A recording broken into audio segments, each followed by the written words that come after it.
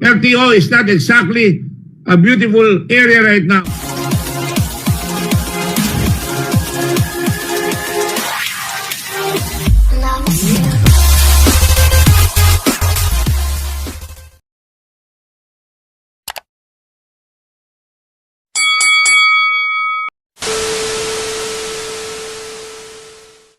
LTO is not exactly a beautiful area right now. Meron pa kayong bago.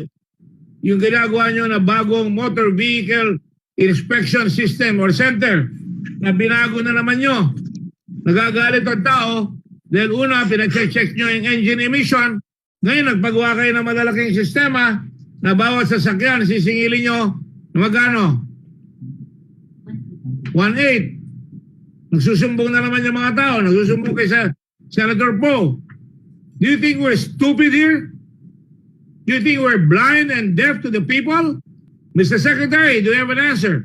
Yes, Your Honor, we are aware po of the certain issues po with the MVIS, and we will attend po the hearing set by the Committee of Senator Grace po next week.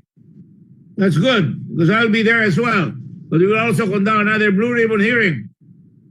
And we will go all out to make sure that we ferret out all the shenanigans that's going on out there, the foolish people there, even the business who are performing unethical acts.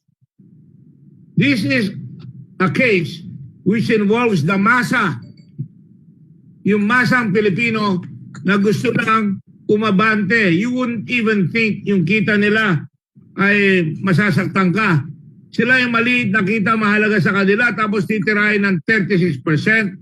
Wala pang security, babawiin yung motorsiklo pag hindi nakabayad at kailangan pa singilin ng insurance.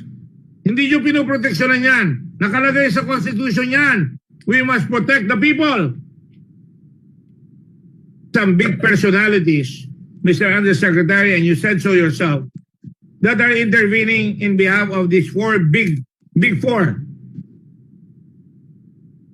I don't mind. Sometimes we politicians have to ask, but not to intervene. And if you look at, we research here, I don't need anybody from your office.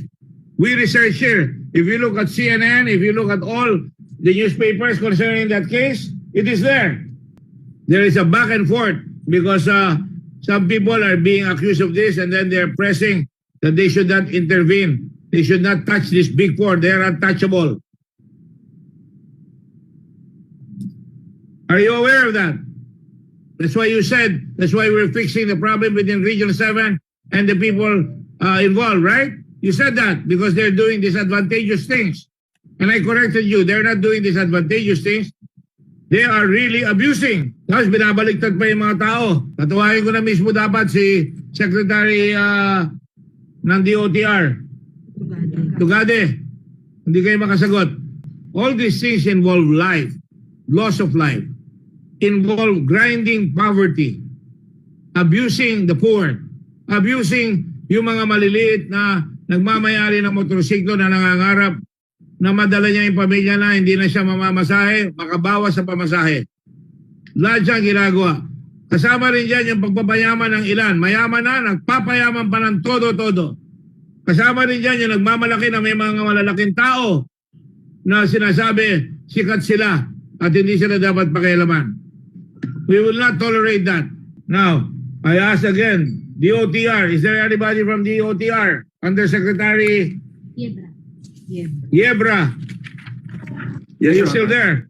What is the plan of DOTR in solving the conflicting interests of PPI, JKG, yung isang bidder ninyo, and Trojan, JH, Tonjis? Di ba may conflicting interest yan? Kaya may kapos kayong 2 taon na hindi nabigyan ng plaka? Totoo po ba yan? Yes, Mr. Chair, we are in full coordination with our LTO po with regard to resolving the issues of the procurement issues po of LTO with regard to the conflicting bidders for the plate numbers po. How long will it take you to solve that problem so that our people will not suffer any longer? And why are you not investigating this? Why does it take the Senate to investigate all the shenanigans there of motorcycles being sold for at 36% interest, or for that matter, not being given a certificate of registration, and they're being given invoices which are arbitrary, capricious, and utterly corrupt. What are you doing about that? Mr. Chair, we are in full coordination po with LTO, and we have given the directive po to resolve the matter at the soonest possible time. To cite an example, Mr. Chair, there was an issue in Cebu with regard to certain manufacturers, and we coordinated with LTO in Region 7, Your Honor, that it should be resolved already, that this disadvantageous acts of manufacturers be restrained or be completely stopped by the local by our local LTO in that region, Your Honor. Okay, I heard you loud and clear. That's good. But these are not only disadvantageous. Will you agree with me that these are abusive? Yes, Mr. Chair. Yes, Your Honor. Yeah, they're big people pressing Region 7 that they should not interfere with what is happening there because there are many big people involved. Yes, Your Honor. Do you know who they are? I'm not going to ask a question. We're not lawyers. I ask questions that I know the answer for. I just want you to know. What is the answer? Maintenance of peace and order. Protection of the life, liberty, and property. 1987 Philippine Constitution, Article 2, Section 5. Have you forgotten your Constitution, sir? No, Mr. Chair, Your Honor. Well, I'm not mad at you. I'm just mad at the system. I know you're trying to do your job, but do it well. Stand fast. Have a brave heart. Make sure you protect the people. Yes, Your Honor. I can't see LTO owning up to all this. Can you imagine? April, natapos yung batas. March 19, hindi ako nagmakamali. March 8, 2019. Oh, pakinggan mo ako Panyero. March 8, 2019, approved RA 11235. March 14, it was published. March 29, effectivity, pinublish sa Official Gazette, March 29, 2019. June 27, 2019, date when IRR was completed. Must have been completed. Dapat na-complete ang June 27, 2019. In-extend ninyo. Ginawang May 11, 2020, actual completion. Mukhang dinadrag yung paa eh.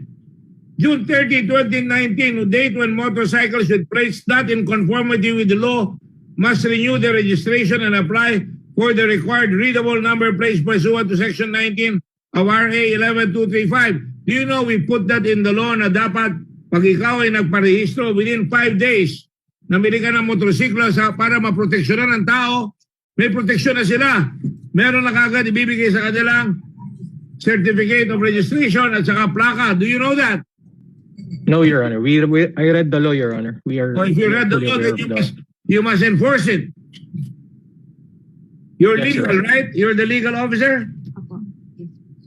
No, Your Honor. I am the Assistant Secretary for Road Transport. The legal, the Undersecretary for Legal is Yusek Quiebra po. He's also in this call, Your Honor. Is he there? I'm here, Mr. Chair. Yeah. Oh, what do you say? Tama po kayo, Mr. Chair. Klaro po yung batas with respect to the effectivity and implementation. And we understand yung points po ninyo and we apologize po, Mr. Chair. Thank you. This is big enough. I don't need an apology. I just need a sincere heart to say this is not going to happen. We're going to push this through too. We'll report to Secretary Tugade and we will kick ass. Yes, Mr. Chair. Fully agreed po. Kick all these people who are not doing their job, who are corrupt, who are sucking the blood of our people. There can be no excuse for that. Tapos, December 31, 2019, deadline to produce, release, and issue the motorcycle plates. Wala pa rin. Transitory provision nakalagay. LTO is given until December 31, 2019. Today is already 2021. Anong date ngayon? February 5. My gosh. Ano yan? We're taking our time. Do you think the Senate is a window dressing? Nagagawa kami ng batas tapos hindi nyo implement? The main thing wrong with our country is that we do not enforce the law. Secretary Galvante, meron din kayon. 2021 na. Violation na yan. Diyan lang, pwede na kayong kasuhan. Kunyari, plant shutdown na naman. Pero kahit na nagsya-shutdown yan, umaandar ang makina, meron kayong mga mapoproduce kahit na konti. Tama ba yan, Undersecretary? The next hearing will be on February 18, 11 a.m. And we will ask you, we will subpoena records. And we will make sure that the people concerned who don't do their jobs, we're going to bring the axe down on them from the Senate side. Depende sa inyong lahat yan. Kung di nyo gagawin yan, talo tayo. Kung di nyo kayang gawin, umalis na kayo sa gobyerno. I'm going to tell you, LTO is incompetent. It has no compassion. It is negligent. Wala kayong ginagawa. You have apathy.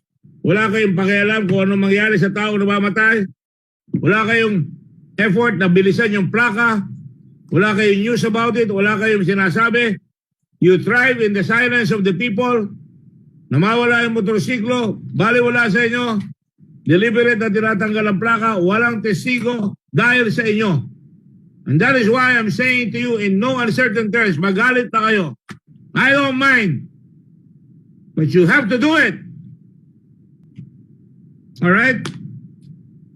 Thank you all very much. And as Father Gordon, ego te absolvo applicatis tuis in nomine Patri et Spiritus Santo. Amen. God bless you. Mabuhay ang Pilipinas. Thank you.